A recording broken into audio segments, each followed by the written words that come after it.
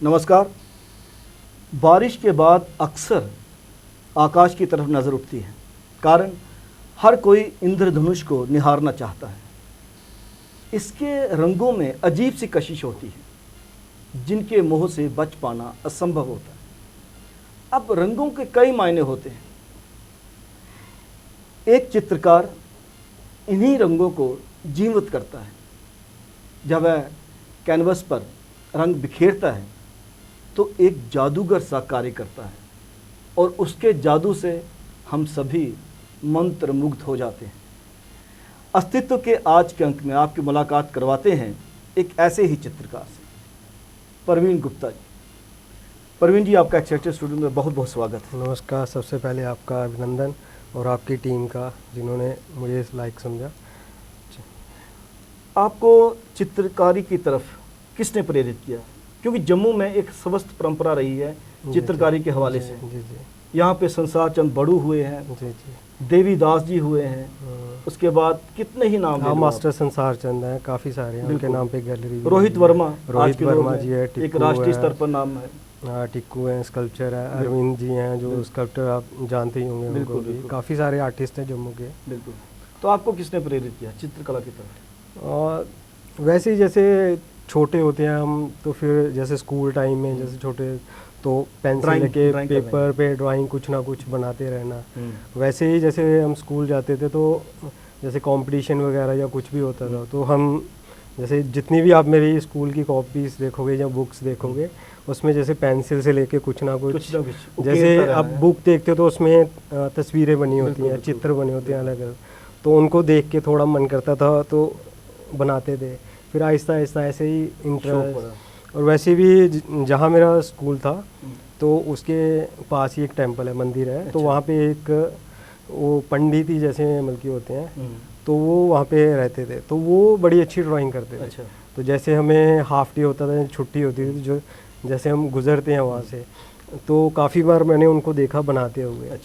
तो उनसे भी फिर जैसे मेरे को छुट्टी होती थी तो मैं वैसे भी उनके पास चला जाता था, तो फिर उससे और ज़्यादा इंटरेस्ट बढ़ गया हमें वो। तो चित्रकला में जादू सा रहता है ना।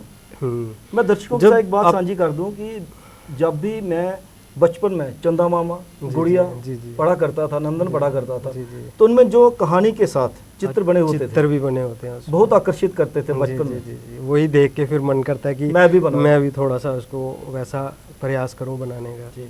तो वहीं से फिर स्टार्ट हो गया। फिर कुछ ऐसे फ्रेंड्स ही हैं, तो उन्होंने फिर जब बनाता था तो मुझे नहीं पता था यहाँ पे जो हमारे जम्मू में फाइन आर्ट कॉलेज भी है, और एक श्रीनगर में भी एक ही कॉलेज है, और जम्मू में भी है, और अदर स्टेट में भी हैं कॉलेज।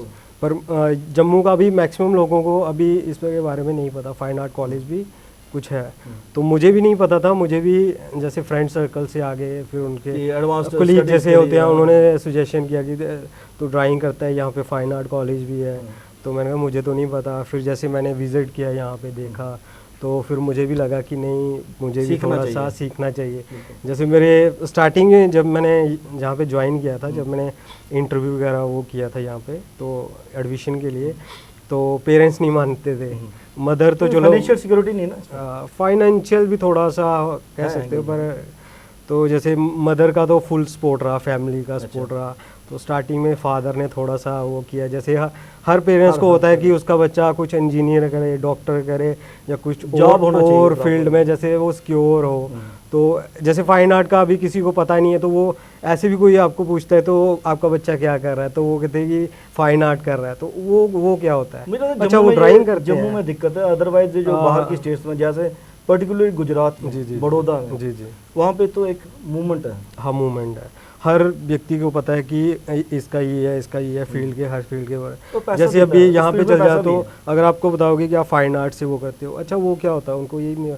फिर उनको जैसे बताते हैं कि वहाँ पे पेंटिंग्स का अदर फील्ड आती हैं, तो अच्छा वो पेंटिंग्स करते हो, मतलब कि वो ही मेंटालिटी वो पुरानी शौक है बस। हाँ, फिर पूछते आप और क्या कर रहे हो, उनको ये नहीं पता कि इस फील्ड में भी आगे काफ़ी स्कोप है। अब जैसे फैशन डिज़ाइनिंग का प्रोडक्ट जितने भी आप मार्केट में देखते हो, टॉयज़ देखते हो, तो वो सारे कौन कर रहा है? जो फाइन आर्ट के स्टूडेंट हैं, वही आगे जाके बल्कि अदर फील्ड में जाते हैं, वही डिज़ाइन करते हैं, फिर वो प्रोडक्ट जो मार्केट में आते हैं। तो वही थोड़ा सा माइंड में लोगों को भी जानने का है कि इसमें ऐसा क्या फील्ड है, अपने बच्चों को भी प्रेरित करे कि हाँ नहीं है। क्या तो चुनौतियाँ आप समझते हैं फाइन आर्ट्स के हवाले से जम्मू में विशेषकर? जम्मू में काफ़ी बल्कि मैं कहूँगा पीछे है अभी, बल्कि इतना जैसे एक्सपोजर नहीं बच्चों को अभी यहाँ पे पता भी नहीं है कि फाइन आर्ट। अगर यहाँ पे फाइन आर्ट्स कॉलेज है जी जी, तो गैलरी भी होनी चाहिए। वो तो मैं तो कहता हूँ जैसे कॉलेज है, कॉलेज के साथ ही एक गैलरी होनी चाहिए। जैसे बच्चे फाइन आर्ट कॉलेज में अपनी क्लास में वर्क करते हैं, तो जैसे पूरे साल में उन्होंने काम किया, क्या काम किया है, तो जब वो एग्जिबिट करते हैं फिर दूसरे बच्चे भी देखते हैं कि इसका काम क्या है, कंपेयर करते हैं। फिर जैसे बाहर से कोई आ रहा है, टूरिस्ट आ रहा है, वो भी अगर विज़िट करता है कॉलेज तो वो भी आके देखे क्या है क्या नहीं है। पर यहाँ पे बिल्कुल ही बल्कि मैं कहूँगा जब देखता हूँ तो काफ़ी दुख होता है। कभी आपको महसूस हुआ कि मैंने गलती की फाइन आर्ट सब्जेक्ट चुनकर? गलती तो नहीं, ये एक पैशन होता है, बल्कि जब आप करती हो तो एक अपने सुकून के लिए होता है ये, बल्कि पैशन के आगे कुछ नहीं है कि गलती हो गलती। तो जिस भी फील्ड में आप जाते हो वो जब आप इंटरेस्ट से जाते हो तो वो आपको उसमें फील वाला वो नहीं, फील तब होता है जब आप ये चीज़ें देखते हो, इसको कोई बल्कि एक्सपोज नहीं है यहाँ पे जम्मू में। जैसे अभी आर्ट गैलरी के लिए आपने बोला, अभी ललित यहाँ पे केंद्र विद्यालय भी केंद्र कला है ना, तो कला केंद्र है जो वहाँ पे एग्जीबिशन, वो खाली पड़ा हुआ है, वो खाली पड़ा हुआ है। उसमें रेगुलर जो एग्जीबिशन जैसे एग्जीबिशन नहीं है, जैसे कैंप वगैरह होते हैं। आप दिल्ली गढ़ी स्टूडियो चले जाओ, वहाँ पे देखो जो रूम्स बने हुए हैं वो आर्टिस्ट को दिए हुए हैं, वो वहाँ पे काम करते हैं, अपना काम एग्जीक्यूट करते हैं, वहाँ पे काफ़ी एक्सपोज है। अभी यहाँ पे वो ग्राउंड खाली पड़ी हुई है या कुछ भी है, मतलब वही है। मैं एक चीज़ आपसे पूछना चाहता हूँ, दर्शकों के साथ मैं ये बात साझी करना चाहता हूँ कि जम्मू को स्मार्ट सिटी के तौर पर प्रोजेक्ट किया जा रहा है, जी जी, बनाया भी जा रहा है। जी जी, आप फाइन आर्ट के स्टूडेंट भी हैं, रहे हैं स्टूडेंट, आप तो प्रोफेशनली काम कर रहे हैं पेंटिंग का। जी जी, कितना फ़ायदा आपको मिला इस कंसेप्ट का? क्योंकि जम्मू में हर फ्लाईओवर के नीचे पेंटिंग्स बनी हुई हैं, जी जी, जिनका दूर दूर तक भी कंसर्न नहीं है जम्मू की उस कला से जिसके लिए जम्मू जानना चाहता रहा है, पहाड़ी कला समझ लीजिए। जी जी, ये भी सही है। जैसे जम्मू स्मार्ट सिटी का प्रोजेक्ट हुआ, आप लोगों को काम नहीं मिलना चाहिए? वो जैसे लोकल, अभी स्मार्ट सिटी का बोला आपने, तो जैसे लोकल आर्टिस्ट हैं उनको ये मौका मिलना चाहिए था। अभी जैसे बाहर से ये टेंडर भरते हैं तो बाहर से मंगवाते हैं, तो उनसे करवाते हैं वो, तो लोकल वाले बच्चे तो बल्कि जैसे काफ़ी सारे यहाँ पे आर्टिस्ट हैं तो वो भी कर सकते थे। पर यही है कि टेंडर भरते हैं, जो टेंडर लेते हैं बाहर से मंगवाते हैं, उनसे वर्क होता नहीं। वो सारा होना चाहिए था ना कि जम्मू के आर्टिस्ट को ही मौका मिलना चाहिए। हाँ, जैसे आर्टिस्ट चाहे बाहर भरवा लो, लेकिन आर्टिस्ट यहीं से बुक होने चाहिए, क्योंकि जो भी यहाँ की कला है, जो लोकल है वो ज़्यादा अच्छे से उसको प्रेजेंट करता है वो। तो वो एक मौका था जो वही है कि वो फिर काफ़ी सारे आपको पता तो है फिर रीजन रहते हैं। जी जी जी। तो जम्मू में क्या फ्यूचर समझते हैं आप चित्रकला का? क्योंकि मैं उस परंपरा की बात भी कर रहा हूँ, जी जी जी, जब लोगों ने नाम भी कमाया, जी जी, लेकिन काफ़ी सारा प्रोफेशनली शायद और भी काम करने की ज़रूरत है, उसके साथ ही आप अपने पैशन को ज़िंदा रख सकते हैं। जी जी, पैशन तो एक अपनी जगह पे आ गया, वो तो आपके मन से ही जुड़ा हुआ है, वो तो आपसे हट नहीं सकता है। तो रही जैसे आपने बोला कि प्रोफेशन में जैसे एक फील्ड में जाना, फिर जैसे उसमें जैसे अर्निंग करना या कुछ भी है उस फील्ड में करना, फैमिली भी तो चलानी। पर जैसे दिन बाय दिन आप देख रहे हैं आर्ट का जो फील्ड है काफ़ी पीछे हुआ है। अभी आप ले लीजिए, जैसे यहाँ से बच्चे बैचलर करते हैं तो मास्टर बाहर जाके करते हैं वो, तो जब मास्टर करके यहाँ पे आते हैं तो उनको आगे कुछ भी नहीं है, वो क्या करेंगे आगे? उन्होंने अपना भी देखना है, फैमिली भी है, बच्चे भी हैं उनके, माँ बाप भी हैं, फिर उन्होंने सारा सर्कल फाइनेंशियली भी सब कुछ देखना है। अब वो पैशन के साथ तो वो नहीं कर सकता ना। तो मैक्सिमम जो मेरे ही बैचमेट ले लीजिए, जो जब मैंने 2011 में यहाँ से बैचलर किया था और मास्टर के लिए मैं कुरुक्षेत्र यूनिवर्सिटी 2014 में कंप्लीट वहाँ से किया। तो वहाँ से फिर जब मैं जम्मू आया हूँ तो कोई वो नहीं है। जब आप जॉब के लिए अगर कुछ करते हो तो आई थिंक 2011 में मैं पास आउट हुआ, तो उससे पहले से केस भी चले थे कुछ कि जॉब के लिए, जैसे गवर्नमेंट स्कूल काफ़ी सारे हैं बतौर आर्ट टीचर। तो ये काफ़ी देर हो गया है, ना तो आर्ट टीचर का पोस्ट है, ना तो उसका फिजिकल एजुकेशन का भी कुछ नहीं है। वो सारे जो बच्चे हैं वो क्या करें, तो प्राइवेट स्कूल में अगर करते हैं, अप्लाई करते हैं, तो वो उसमें पे स्केल इतना वो कम देते हैं कि उनका फैमिली का कैसे वो चलेगा। तो उसके साथ जो जिस पैशन को आप लेकर चल रहे हैं जी जी उसमें भी तो इन्वेस्टमेंट चाहिए। जी जी कैनवस इतना आसान नहीं है, इसका मटेरियली काफ़ी कॉस्टली है। अगर आप कैनवस ले लीजिए, ब्रश ले लीजिए, कलर ले लीजिए, शीट्स ले लीजिए, तो ये सब कॉस्टली है।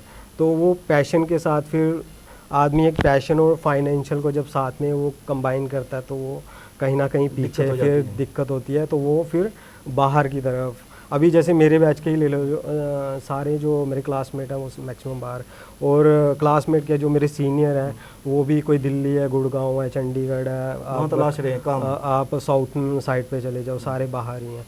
तो जम्मू में ये काफ़ी दिक्कत है, जो गवर्नमेंट स्कूल में जॉब का बड़ा, अगर जॉब भी निकलती है तो मेरे को लगता है जितने भी जम्मू में बच्चे हैं वो सारे एडजस्ट हो जाएंगे। अभी पिछले साल की बात करूँ, हरियाणा में 720 पोस्टें निकली थी, तो वहाँ पे बच्चे कम पड़ गए लगने के लिए। चंडीगढ़ में पोस्टें इतनी हैं, एक एक स्कूल में 4-4 बच्चे लगे हुए हैं आर्ट टीचर के। और यहाँ पे जम्मू की अगर बात करें तो जम्मू के स्कूलों में एक भी टीचर आपको, अभी आप विज़िट करोगे, एक भी आर्ट टीचर आपको नहीं मिलेगा, फिज़िकल और आर्ट। वो भी इन्होंने अगर करा भी होगा तो वो फिज़िकल के वो भी हायर किए होंगे। मैं अक्सर बात करता हूँ कि जब तक आपको फाइनेंशियली सिक्योरिटी नहीं मिली तब तक आप आर्ट को ज़िंदा नहीं रख सकते क्योंकि आर्ट को ज़िंदा रखना अपने आप में बहुत ज़्यादा इन्वेस्टमेंट है।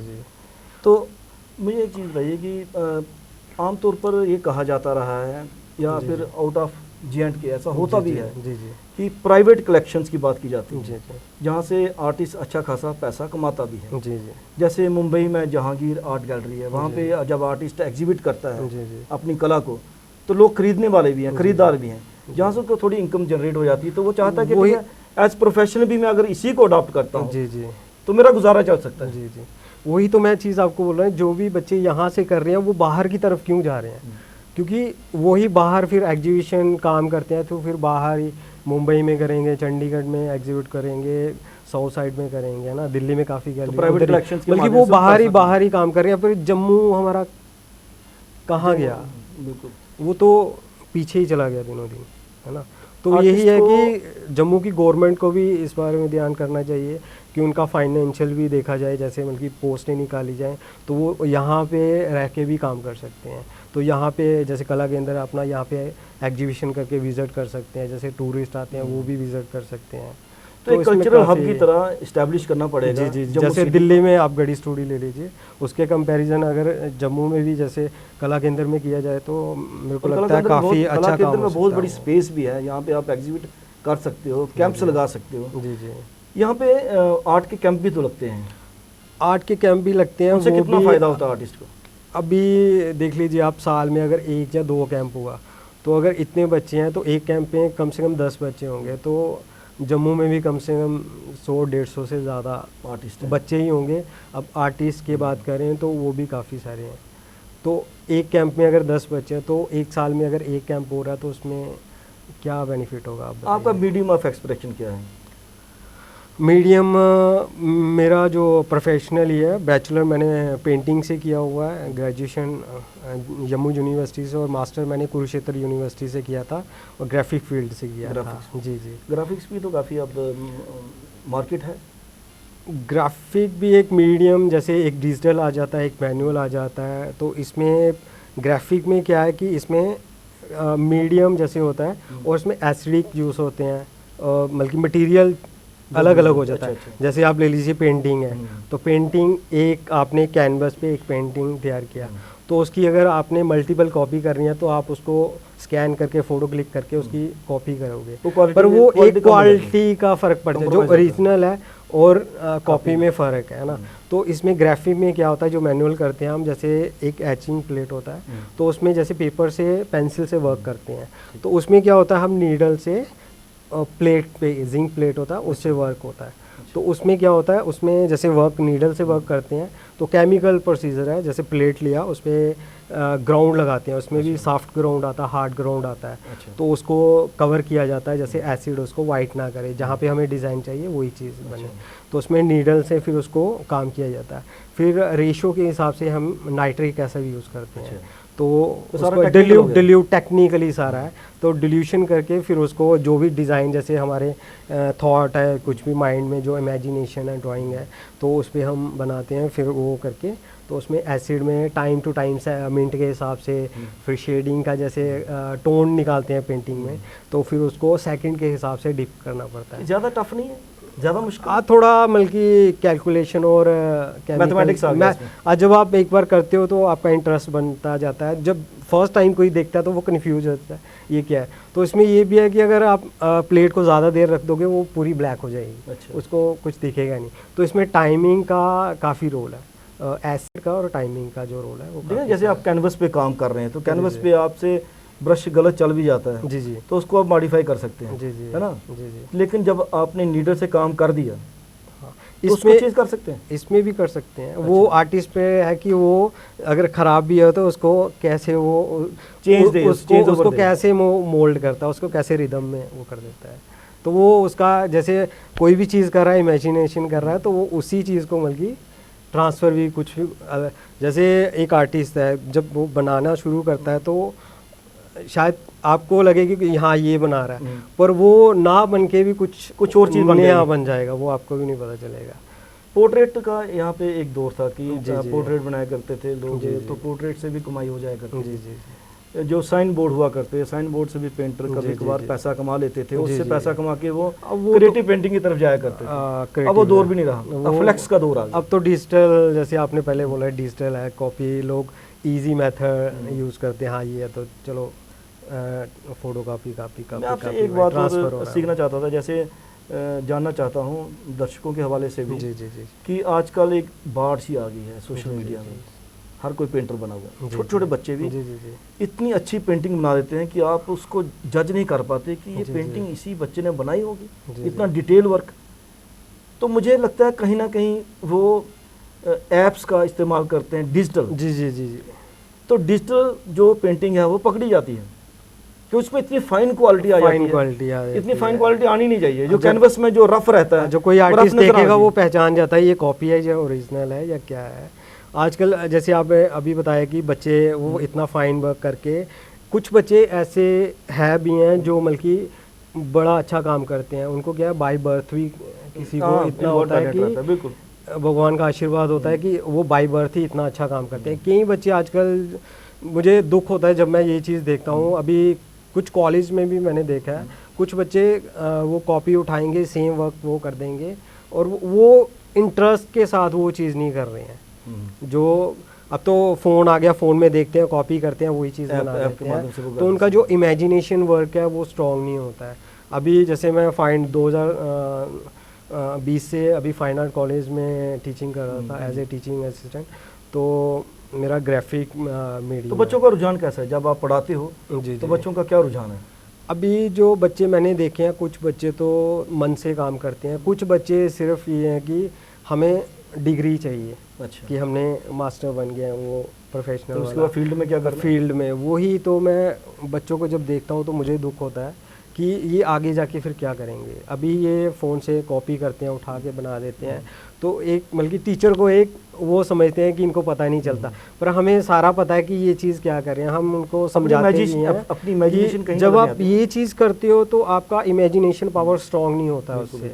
तो हम कहते हैं जो आपके मन में है आप वो बनाओ, जो गलत भी बनेगा कोई बात नहीं, एक बार, दो बार, तीन बार, तो पेंटिंग में गलत कोई चीज़ नहीं होती है। अब कई बार हम कैंप जाते हैं तो छोटे छोटे बच्चे काम कर रहे होते हैं, तो कई चीज़ें हमें उनसे सीखने को मिलती हैं। आर्टिस्ट ऐसा है कि उसमें जैसे बोलो कि मैं आर्टिस्ट हूँ, मैं प्रोफेशनल बन गया, पर ये है कि ये जो आर्ट फील्ड कोई भी है, म्यूज़िक ले लो आप, इसका पेंटिंग का ले लो, अदर फील्ड डांस वगैरह कुछ भी है, तो ये आर्ट फील्ड है ना, आप मरते दम तक कुछ सीखते ही, नया कुछ सीखते ही रहते हैं। बच्चे ये तो कोशिश करते हैं कि मैं अपनी तरफ से खूबसूरत चीज़ बनाऊँ, क्योंकि रोहित वर्मा ने मेरे साथ साक्षात्कार में कहा था कि जी सबसे खूबसूरत जो पेंटिंग होगी वो सबसे घटिया पेंटिंग होगी। सही बात।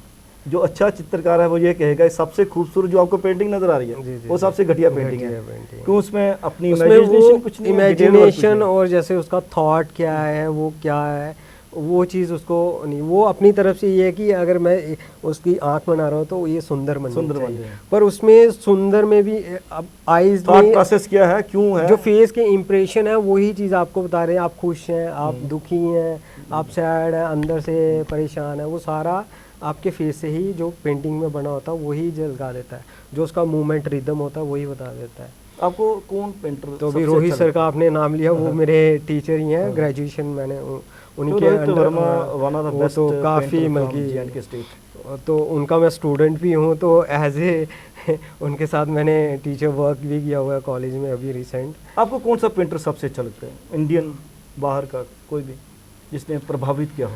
मुझे वान गाग बहुत अच्छा लगता है। मुझे रवि एम.एफ. हुसैन के बहुत काफ़ी अच्छे लगते हैं, जो उनका मतलब कि करने का स्टाइल और कलर की जो मतलब कि फ्लैट कलर कॉम्बिनेशन और जो पैच वर्क करते हैं वो आउटस्टैंडिंग है।